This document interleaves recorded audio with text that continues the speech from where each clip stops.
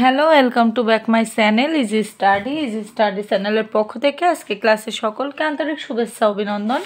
আশা করি তোমরা সকলে ভালো আছো, সুস্থ আছো। তো 2025 সালের 7ম শ্রেণীর শিক্ষার্থীদের আজ আমরা অনুশীলনী 2.1 সমানুপাত ও লাভ ক্ষতি এই অধ্যায়ের 3 নম্বর অঙ্ক থেকে করব। তো 3 নম্বর অঙ্কের আগে কিন্তু আমরা বেশ কয়েকটি ক্লাস নিয়েছি এই অধ্যায়ে। যারা দেখোনি তারা অবশ্যই এই চ্যানেলে যে প্লেলিস্ট থেকে দেখে নিতে পারো। তো এখানে দেখো শূন্যস্থান পূরণ করো। তো আমরা কিন্তু ছোট থেকে অনেক ধরনের শূন্যস্থান পূরণ করা শিখে এসেছি, কিন্তু এখানে এই শূন্যস্থানটা একটু ব্যতিক্রম। তো এখানে দেখো দুইটা রাশি দেয়া আছে, প্রথম রাশি আর দ্বিতীয় রাশিটা দেয়া আছে, কিন্তু আমাদের 3 নম্বর রাশিটি বের করতে হবে। তো এখানে 3 নম্বর রাশিটি কিভাবে বের করব চলো আমরা দেখে আসি। তো দেখো প্রথম যে অঙ্কটা ছিল সেই অঙ্কটা আমরা উঠিয়ে নিয়েছি। তো এখানে তোমাদের কিন্তু একটা প্রশ্ন হতে পারে যে এইটা তো অনুপাত বা ইষ্ট বলা যেতে পারে, কিন্তু এখানে দুইটা অনুপাত কেন, তাই না? তো দুইটা অনুপাত মানে সমান সমান বলা যেতে পারে, যে এই ডান পক্ষ সমান সমান বাম পক্ষ। তো এভাবেও লেখা যায়। তো তোমরা এখানে কিভাবে করবা আমি একটু দেখিয়ে দিই। আমরা যেহেতু এখানে যদি একটা উদাহরণ আগে দিই তাহলে কিন্তু তোমরা খুব ভালোভাবে বুঝতে পারবা। এখানে যদি থাকে 11:25, হ্যাঁ 11:25 দেওয়া আছে, তো তখন আমরা কি করব, এই যে অনুপাতের প্রথম যে রাশিটা থাকবে তাকে উপরে দিয়ে দেব, আর পরে যে রাশিটা থাকবে সেটা নিচেই দিয়ে দেব। তো এভাবে আর কি এই সেম এই অনুযায়ী কিন্তু আমরা এই সাইডটাতে করতে পারি, যে এখানে এই 11 যেহেতু উপরে আছে তাই আগে হবে, আর 25 যেহেতু পরে আছে তাই নিচেই হবে। আর এখানে যেহেতু দুইটা অনুপাত আছে, দুইটা অনুপাত মানে কি সমান সমান, তাই আমি সমান সমান দিয়ে নিলাম। এখানেও সেম, এখানে যে ফাঁকা ঘরটা ছিল সেই ফাঁকা ঘরটা আমরা আগে দিয়ে দেব, আর এই 50টা ছিল নিচেই তাই আমরা পরে দিয়ে দেব। দেওয়ার পরে এখন যদি আমি কোনাকাটি গুণ করি, দেখো এই সাইডটা যদি আমি গুণ করি আর এই সাইডটা যদি আড়াআড়ি গুণ করে দিই তাহলে কেমন হয় বলো তো? অবশ্যই একটা জিনিস মাথায় রাখতে হবে, যে আমরা যে রাশিটার মান বের করতে চাই সেই রাশিটি সবসময় বাঁ পাশে রাখতে হবে। তাহলে এখানে যেহেতু ফাঁকা ঘরের মান বের করতে হবে, তাহলে আমরা এই সাইডটায় আগে নিয়ে নেব গুণ এই যে ফাঁকা ঘরটা নিয়ে নেব। নেওয়ার পরে এই যে 11 গুণ 50, আশা করি বুঝতে পারছো। তো এখন আমরা জানি যে আর মান বের করতে হবে শুধুমাত্র সেই রাশিটি বাদ বাকি সমস্ত সংখ্যা বা রাশি বিপরীত চিহ্নযুক্ত করে অপোজিট সাইডে নিয়ে যাব। তো এখানে ফাঁকা ঘরের মান বের করতে হবে, তো এই শূন্য স্থানটা বাদে 25টা কিন্তু শূন্য স্থানের সাথে গুণ আকারে আছে, তো গুণটা ওই সাইডে চলে গেলে ভাগ হয়ে যাবে। তো এখানে আমরা এই যে ফাঁকা ঘরটা রেখে দেব, দেওয়ার পরে এই সাইডে যা ছিল সেটাই রেখে দেব। দেওয়ার পরে দেখো এখানে 25 কিন্তু ছিল আমাদের গুণ আকারে অপোজিট সাইডে যে ভাগ হয়ে গেল। এখন যদি এখানে যোগ আকারে থাকতো এই সাইডে আসলে বিয়োগ হতো, বিয়োগ থাকলে যোগ হতো, ঠিক তেমনই। তো এখন দেখো এই যে ফাঁকা ঘরটার মান আমি কিভাবে বের করি, এই যে 25 দিয়ে যদি 50কে কাটি তাহলে 2 হবে, কারণ 25 দুখানি 50, আর 2 দিয়ে যদি 11কে আমি গুণ করি তাহলে 11 দুখানি 22, অর্থাৎ আমাদের এই ফাঁকা ঘরে হবে কিন্তু 22। অঙ্কটা অনেক সহজ, আর আশা করি তোমরা বুঝতে পারছো। তো খ নম্বর অঙ্কটা সেমভাবেই করবো, চলো দেখে আসি।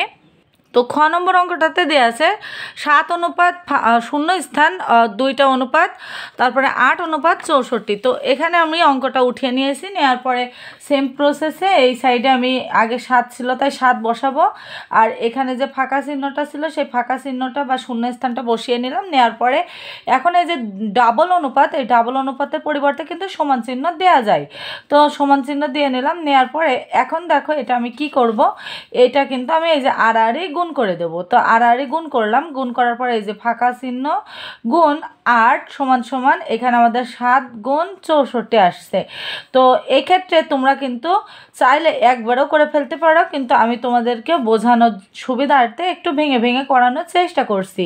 তো এই 8টা এই সাইডে গুণ আকারে ছিল, ওই অপোজিট সাইডে গেলে ভাগ হয়ে যাবে, তাই আমি ভাগ করে দিলাম। তো এখন কিন্তু তোমরা চাইলে এই যে 7 দিয়ে 64কে গুণ করতে পারো। 7 আর 64 গুণ করার পরে যে মান টানটা আসবে সেটা দিয়ে আটকে ভাগ করে দিতে পারো। আর যদি কাটাকাটি যায় তো সেক্ষেত্রে কাটাকাটিটাও করতে পারো। যেমন ধরো এখানে তোমাদের আছে যে 50 গুণ এখানে 11, আর এই সাইডে আছে কত 25। তো এই জিনিসটা যদি তুমি গুণ করো তাহলে এখানে আমাদের এই রকম একটা সংখ্যা আসবে, আর এখানে 25। তো এইটা কিন্তু ভাগ করে এই যে ক্যালকুলেটারে আগে 550 উঠাবা, উঠানোর পরে 25 দিয়ে ভাগ দিলে কিন্তু এখানে অ্যান্সারটা চলে আসবে।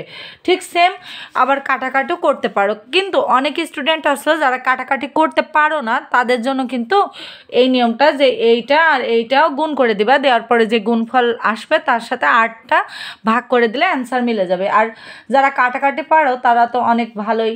তো 8 64, তো এখানে 8 আর এখানে আমাদের কি 8 7 কত 56, যেহেতু এটার সাথে আর কাটা যায় না, তো 7 56 এখানে আমরা রেখে দিলাম। অর্থাৎ এই ফাঁকা চিহ্ন বা শূন্যস্থানে আমাদের হবে 56।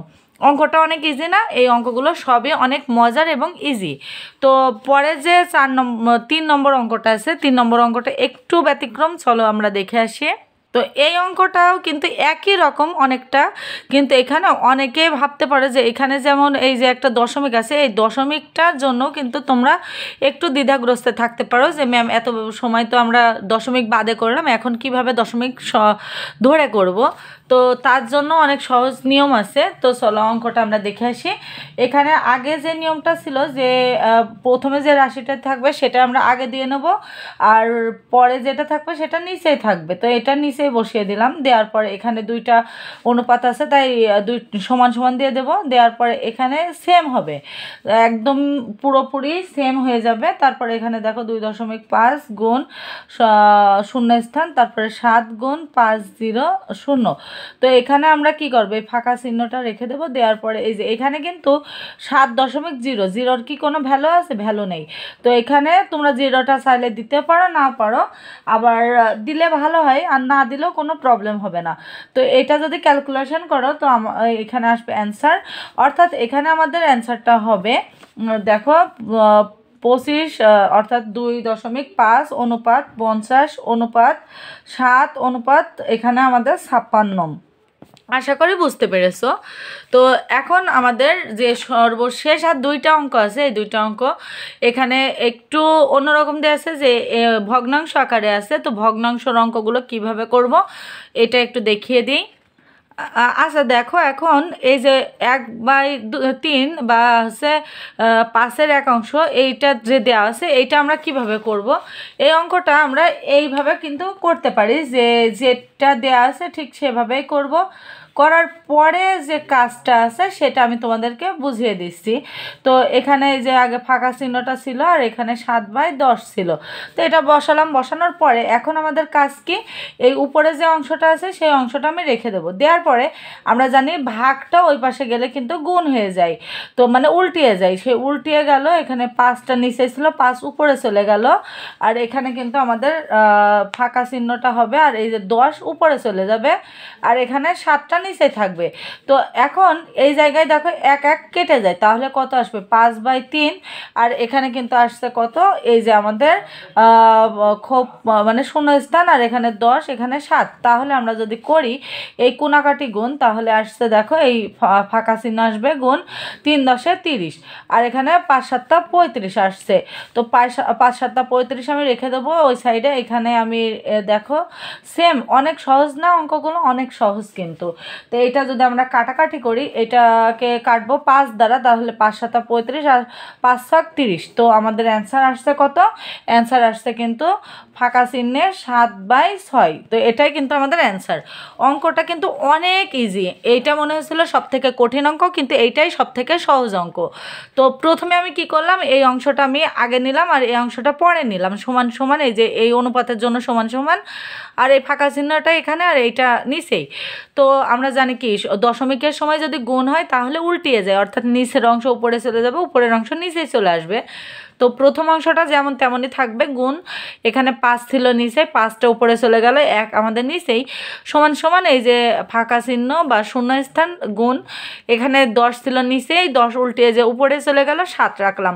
তো এখানে 1 আর 1 কোনাকুনি কেটে যায়, কেটে দিলাম, দেওয়ার পরে এখানে 3 থাকলো নিচেই, 5 থাকলো উপরে, সমান সমান এই অংশটা আমি রেখে দেবো। দেওয়ার পরে এই যে এখন আমাদের ওই অঙ্কের ফরম্যাটে চলে এসেছে।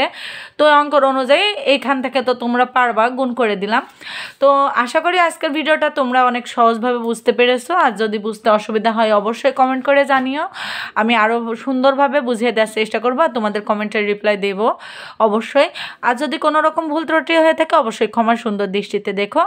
আর যে একটি অঙ্ক বাদ থাকলে এই অঙ্কটি তোমাদের জন্য একটা হোমওয়ার্ক ধরতে পারো, কারণ তোমরা কতটুকু বুঝতে পেরেছো অঙ্কটার যদি সত্যি বুঝে থাকো তাহলে এই হোমওয়ার্কটা তোমরা করে অবশ্যই কমেন্ট করে অ্যান্সারটি জানাবে। তো আজকের মতো এখানে বিদায় নিচ্ছি, ধন্যবাদ সকলকে।